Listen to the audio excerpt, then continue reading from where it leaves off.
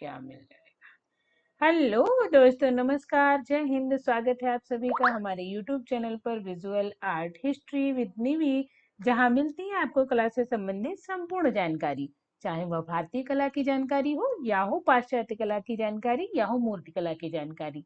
अगर आप किसी भी कला से जुड़े हुए परीक्षा की तैयारी कर रहे हैं तो ये चैनल है आपके लिए बिल्कुल सही।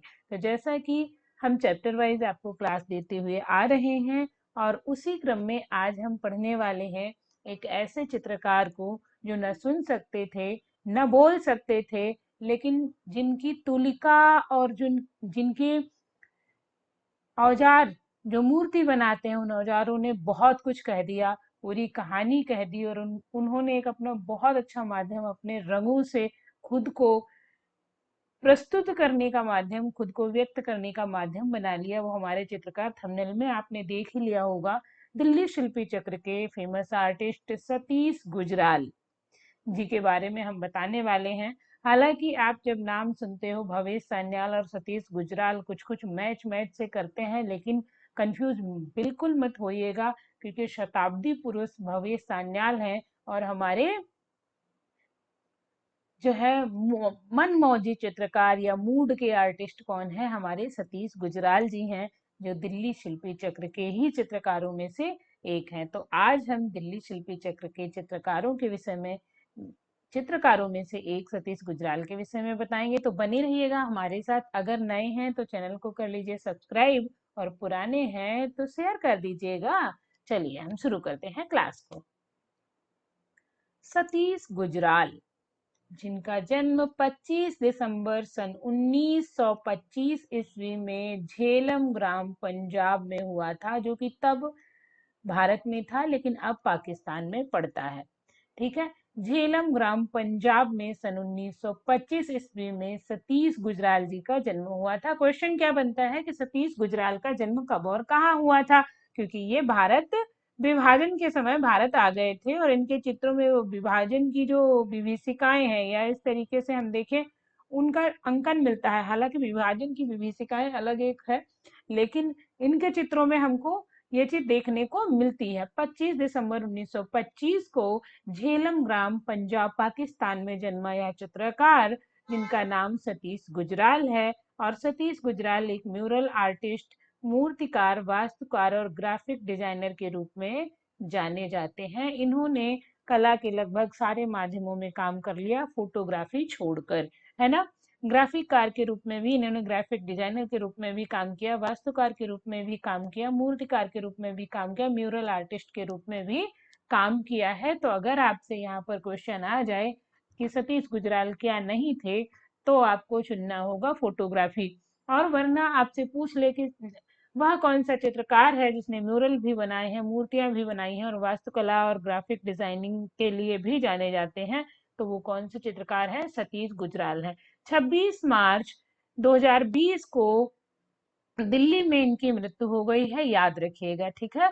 हाल ही में मृत्यु हुई है। समकालीन चित्रकारों में ये हमारे सतीश गुजराल आएंगे। सबसे पहला पॉइंट यही याद रखिए, ये किस में आएंगे, समकालीन में, ठीक है, क्योंकि 2020 में इनकी मृत्यु हुई है, ठीक है, कालीन नहीं, कालीन। ठीक, तो इनकी शिक्षा के विषय में जब बात आएगी कि सतीश गुजराल की शिक्षा कहाँ से हुई, तो Mayo college of art Lahore से शुरुआती दौर में इन्होंने शिक्षा ली। फिर 1944 से 47 ईस्वी के बीच जे स्कूल ऑफ आर्ट मुंबई में इन्होंने शिक्षा ग्रहण की। किसकी, कला की शिक्षा ग्रहण की। शिक्षा की बात आएगी तो कला की शिक्षा के विषय में ही पूछा जा रहा है आपसे। चलो, जे स्कूल ऑफ आर्ट का पूरा नाम बताइए। अपने हर वीडियो में मैं आपको जे स्कूल ऑफ आर्ट का पूरा नाम बताती हूँ, ठीक है। तो आपको बताना है आज जे स्कूल ऑफ आर्ट मुंबई का पूरा नाम।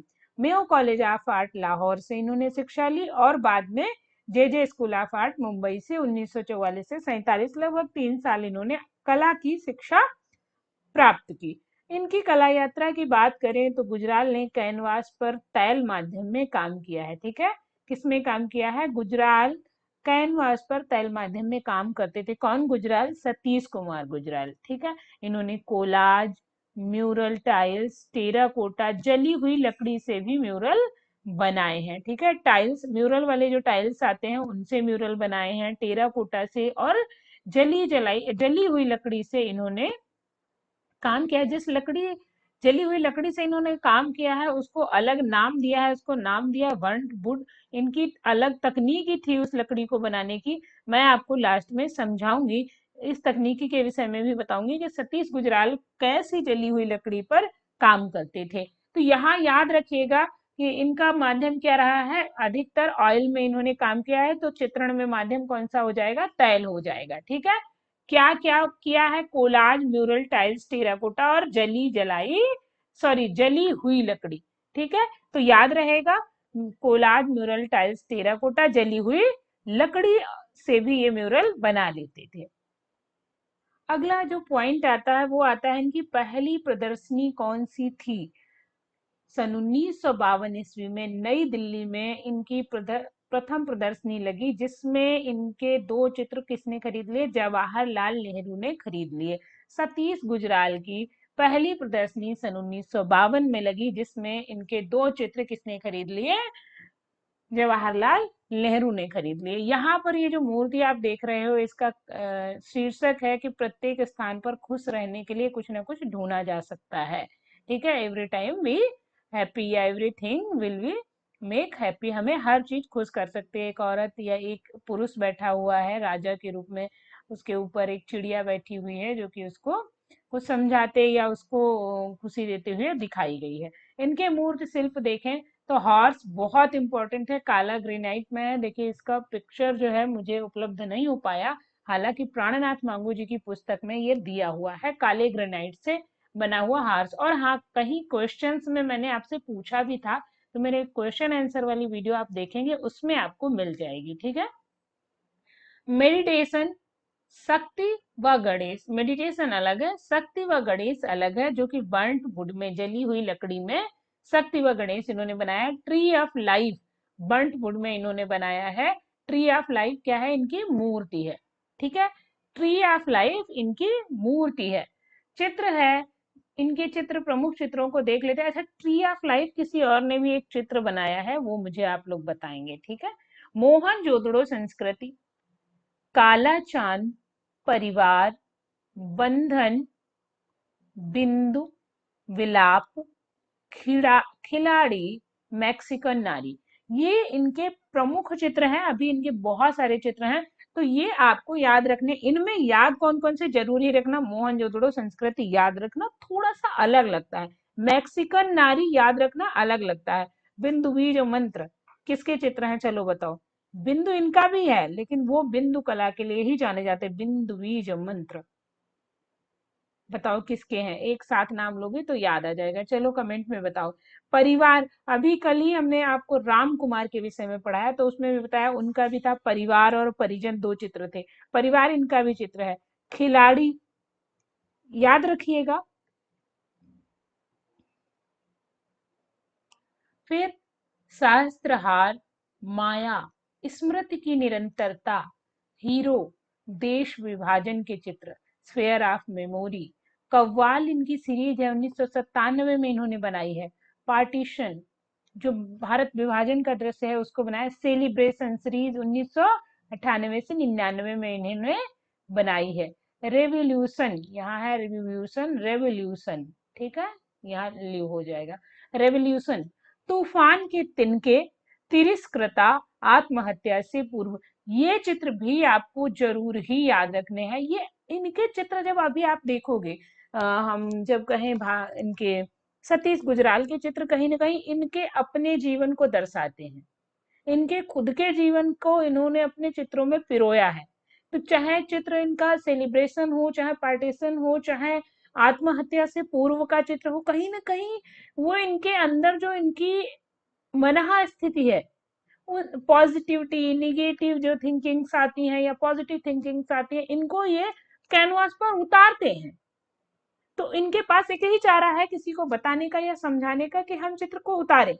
तो वो दुख सुख मिश्रित चित्रण आप इनकी जो कला में देखोगे, है ना।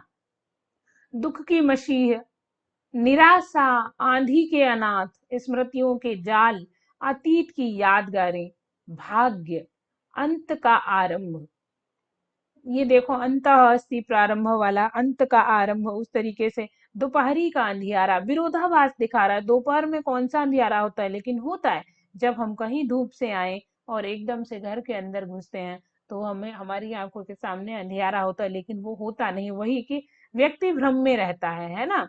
कहाँ है प्रकाश, जश्न आजादी, आदमी, मशीन, उम्मीदें, मॉर्निंग, आत्मचित्र। कहाँ जश्न आजादी और कहाँ है प्रकाश। हमें लग रहा है कि चारों तरफ से प्रकाश आ रहा, प्रकाश आ रहा, या हम आजाद हो गए, आजाद हो गए, लेकिन देश विभाजित हो रहा है, तो कहाँ है प्रकाश।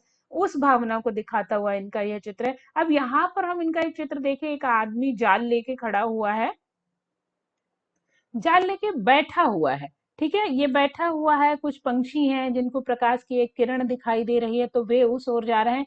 और इसके हाथ की मुट्ठी पर अगर आप ध्यान देंगे, बहुत टाइटली बंद मुट्ठी, कि ये इस दरात में है कि जैसे ही ये कोई पंछी आए उसे मैं पकड़ लूं। और ये सामाजिक स्थिति को दिखा रहा है कि लोग, जो हमारे वो वर्ग के लोग, कि वो चाह रहे हैं कि हम प्रकाश का धोखा दें, आप आओ और हम आपको फंसा लें। एक, हम कह सकते हैं, एक ऐसा वर्ग जो हमें हमेशा झांसे में फंसाता है, उस चीज को इन्होंने इस चित्र में दिखाया है। व्यक्ति का हरा रंग कर देना, उसकी थोड़ी सी वही क्रूर प्रवृत्ति को दिखा रहा है। कुछ पक्षी सफेद या गोल्डन कलर में है, यहाँ पर एक तोता है जो कि हरे रंग में है, जो पीछे इसकी चालाकी को देख रहा है ना। तो ये चित्र इनके जब देखोगे, चाहे आत्मचित्र हो, चाहे इनका जश्न आजादी हो, कहाँ है प्रकाश हो, दोपहरी का अंधियारा हो, अंत का आरंभ हो, अतीत की यादें हो, स्मृति का जाल हो। स्मृति का जाल, ये वाला चित्र है, ये स्मृति का जाल। आंधी के अनाथ हो, निराशा हो, मसीहा, दुख की मसीह हो, ये सारे चित्र किसके हैं, हमारे सतीश गुजराल जी के हैं। अगला है इनके प्रमुख भित्ति चित्र। भारत भवन भोपाल में उन्होंने भित्ति चित्र बनाया। अब यहाँ से कुछ आपको कोई चीजें मिल जाएंगी, जैसे भारत भवन कहाँ स्थित है, भोपाल में स्थित है। इसमें भित्ति चित्र बनाने का काम किसने किया है, हमारे सतीश गुजराल जी ने किया है। बेल्जियम दूतावास दिल्ली में इन्होंने चित्र बनाए हैं, भित्ति चित्र बनाए हैं। पंजाब यूनिवर्सिटी जो कि चंडीगढ़ में है, यहाँ इन्होंने भित्ति चित्र बनाए। मोदी हाउस नई दिल्ली में भी इन्होंने भित्ति चित्र बनाए हैं। महात्मा गांधी संस्थान मॉरिशस में इन्होंने भित्ति चित्र बनाया। पिछली बार ये क्वेश्चन आया था, याद रखिएगा। वर्ल्ड ट्रेड्स न्यूयॉर्क में इन्होंने भित्ति चित्र बनाए हैं। आप लोगों को पता होगा कि जो हमारे सतीश गुजराल जी थे, ये गूंगे और बहरे थे, मूक और बधिर। तो बचपन से ही ना ये गूंगे थे ना ये बधिर थे।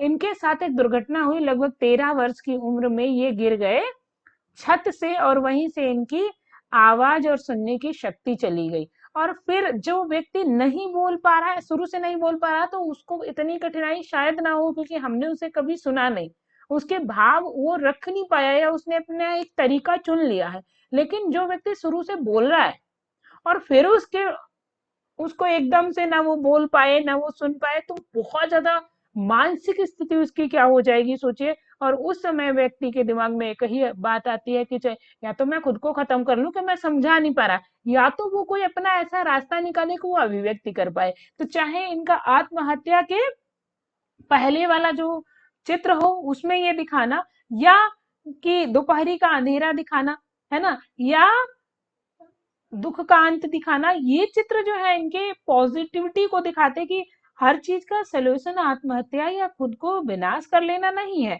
इन्होंने चित्रकला को अपना माध्यम बनाया, अपने शब्दों को कहने का, है ना। तो इन्होंने भित्ति चित्रण किया। मैंने भित्ति चित्रण की बात की, चित्रों की। ये जो चित्र यहाँ पर देख रहे हैं, एक व्यक्ति है जो कि यहाँ पर एक रिबन सा लग रहा है, कुछ पतंगे बनी हुई है, जब आप देखोगे पतंगों को बनाकर इसके हाथ में एक डोर दी है पतंगों की, और उलझा हुआ है। ये इस पर डिपेंड करता है कि ये इसे उड़ाए कि इनकी उलझनों में ही उलझ कर रह जाए। वो इन सारी उलझनों से निकल कर अपनी डोर को, अपनी पतंग की डोर को खुद पकड़कर उड़ाने जा रहा है। मतलब अपने जीवन को उलझनों से निकालने के रास्ते को इन्होंने दिखाया। और आप यहाँ पर देखोगे ट्रांसपेरेंसी चित्रों में, बड़ी सुंदर सी एक सादगी, कोई बहुत ज्यादा नक्काशी का काम ना करके प्लेन काम करने का प्रयास किसने किया है, हमारे सतीश गुजराल जी ने किया है।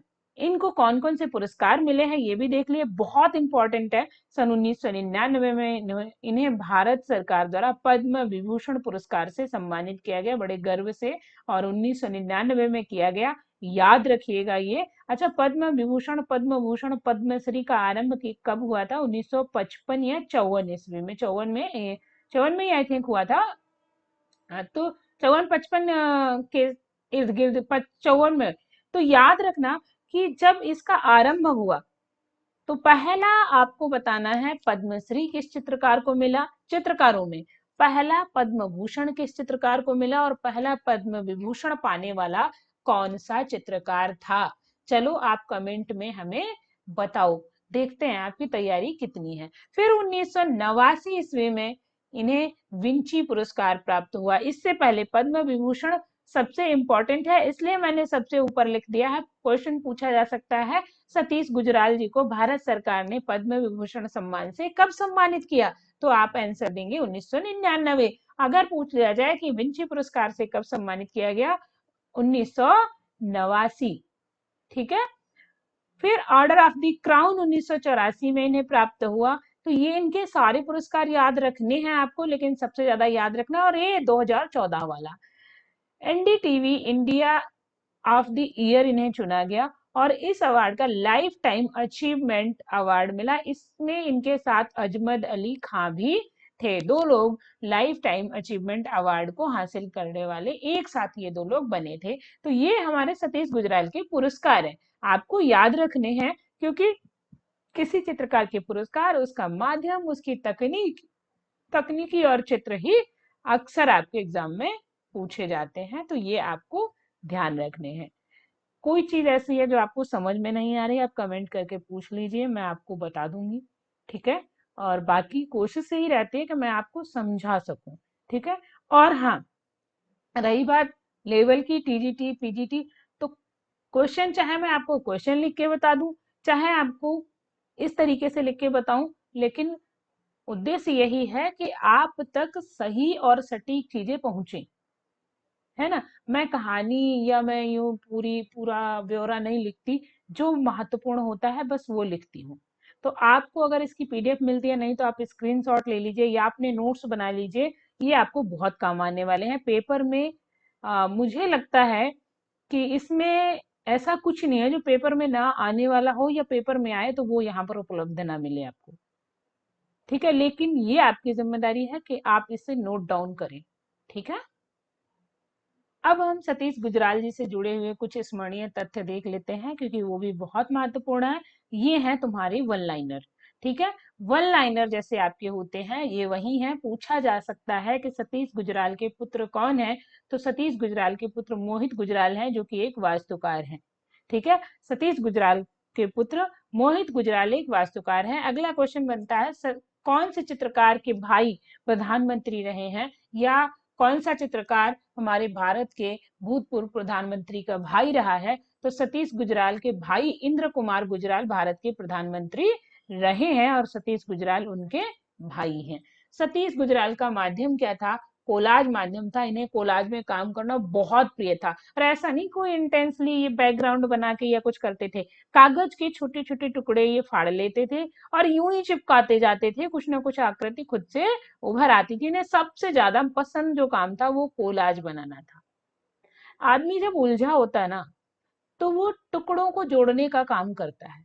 अपनी पुरानी, चाहे वो पुरानी यादों के टुकड़े हों, चाहे वो कागजों के टुकड़े हों, या फिर वो किन्हीं बातों के टुकड़े हों, वो इधर उधर के सारे खंड जोड़ता है। सोचता है इन सबसे कुछ ऐसा निकलेगा जो हमें निराकरण देगा। कहीं ना कहीं ये इनकी मानसिक भावना जो है वो इन्हें कोलाज बनाने के लिए प्रेरित करती थी। इनको कोलाज बहुत प्रिय था। ठीक है।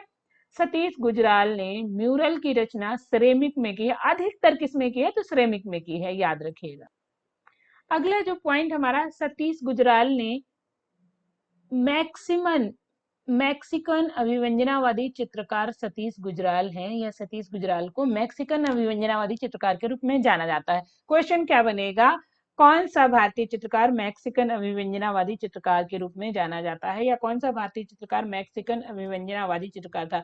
जो मैक्सिकन अभिव्यंजनावाद था उसमें इन्होंने काम किया है। अभिव्यक्ति को महत्व देना, और इनके पास तो माध्यम ही कुछ और नहीं था।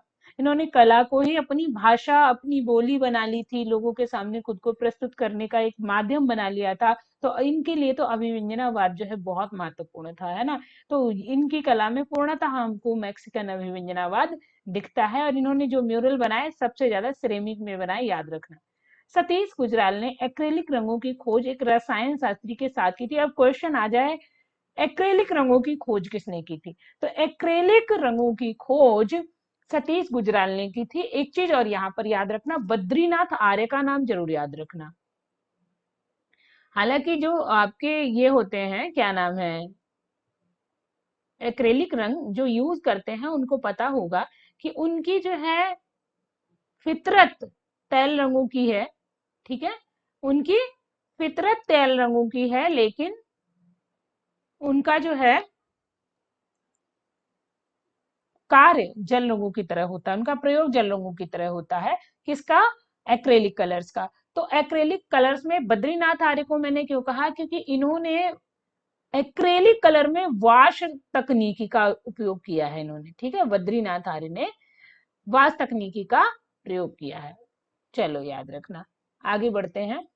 बद्रीनाथ आर्य हैं,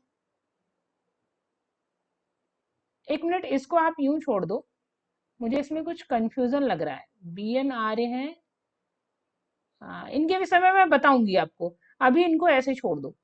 फिलहाल हम याद रखते हैं, रसायन शास्त्री के साथ इन्होंने काम किया है, किसमें? एक्रेलिक रंगों में। अभी मैंने इनका बताया बद्रीनाथ आर्य का, ये काम जो मैंने अभी बताया, माफ करना मेरे दिमाग में बद्रीनाथ आर्य चल रहा है, क्योंकि इन्हें कहा जाता है जल रंगों का जादूगर, ठीक है। और जिसने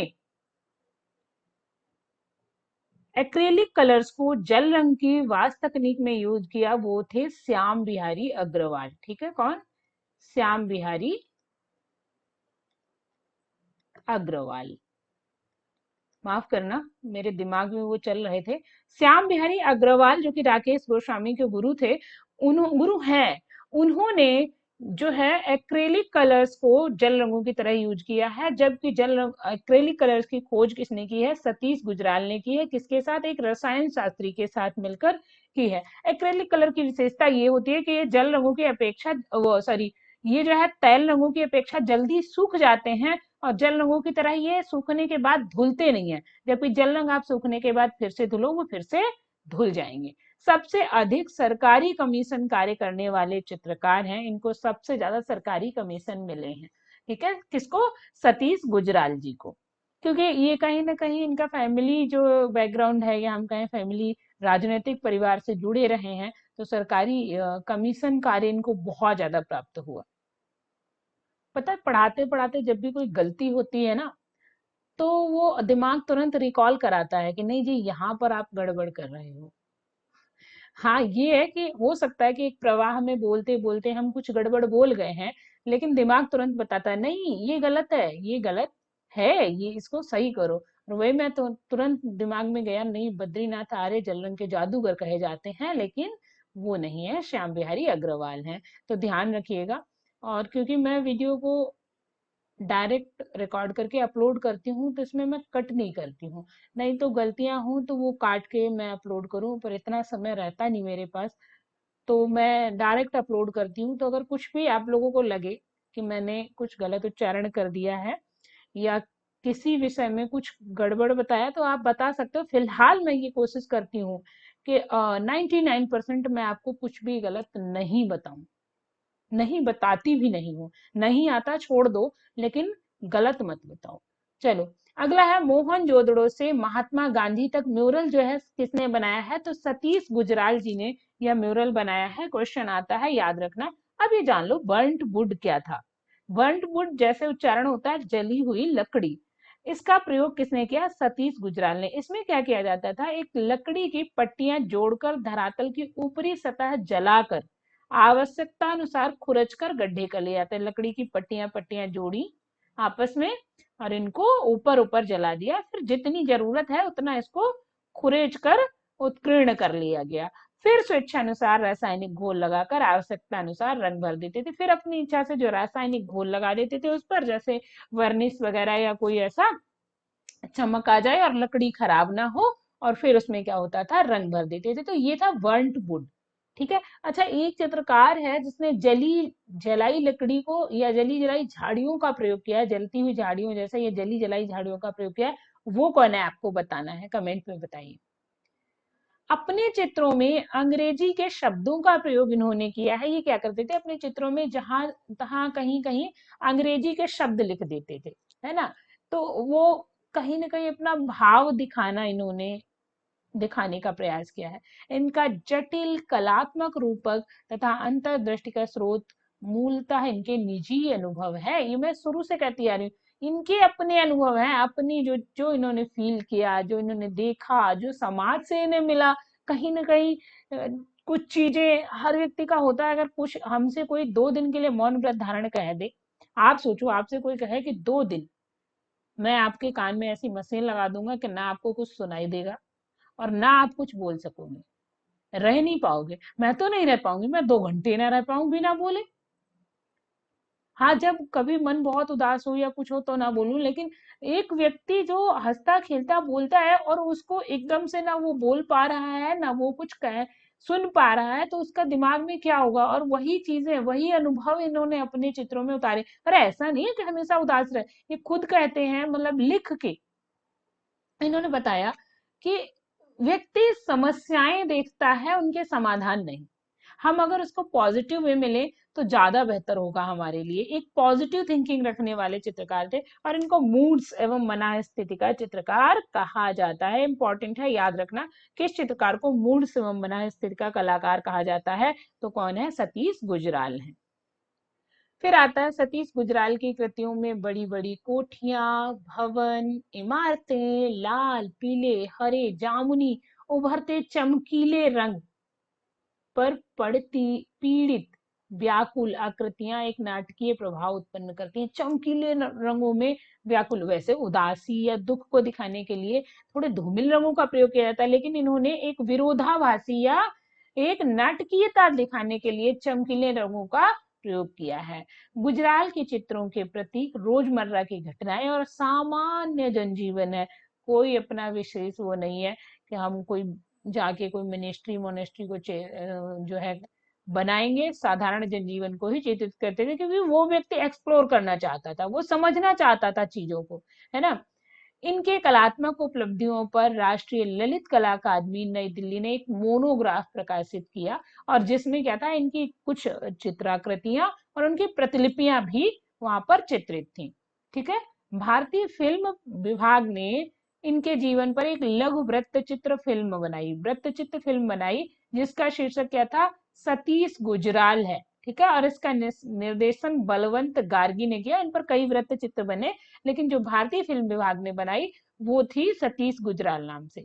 15 फरवरी 2012 को इनकी अपनी किताब पर आधारित ब्रश विद लाइफ, इनकी आत्मकथा है ब्रश विद लाइफ। किसकी आत्मकथा है, सतीश गुजराल की। क्या क्या आत्मकथा है, ब्रश विद लाइफ, याद रखिएगा। ठीक है, ब्रश विद लाइफ। तो ये किसकी आत्मकथा है, सतीश गुजराल की है।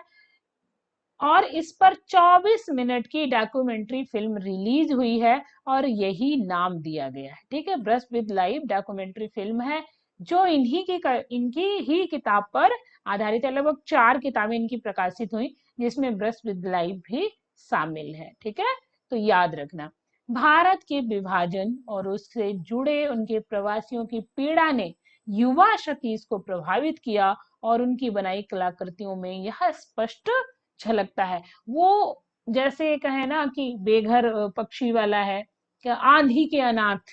जब आप आंधी के अनाथ देखते हो, तो जो विभाजन की आंधी चली और उसमें जो रिफ्यूजीज हुए, भाई उधर से भगाए गए, यहाँ अपने ही देश में आके उन्हें रिफ्यूजी का नाम दे दिया गया।